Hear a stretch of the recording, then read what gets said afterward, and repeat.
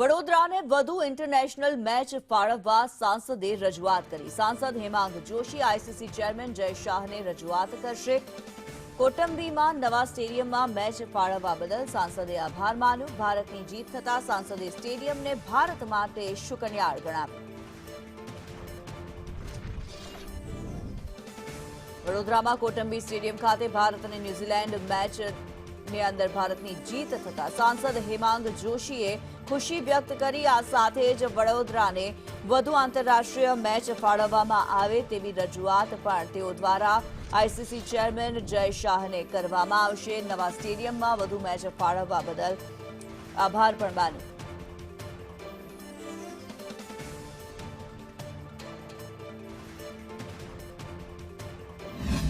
રમતગમતનું ગૌરવ પાછું મળ્યું છે અને આ સમગ્ર વન ડે મેચ જેનું આયોજન થયું એના માટે સ્થાનિક વહીવટીતંત્ર, પોલીસ વિભાગ અને તમામ એવા સરકારી અધિકારીઓ અને આજુબાજુના આપણા ગામના રહેવાસીઓ એમનો પણ ખૂબ જ સારો સહયોગ આની અંદર મળ્યો છે।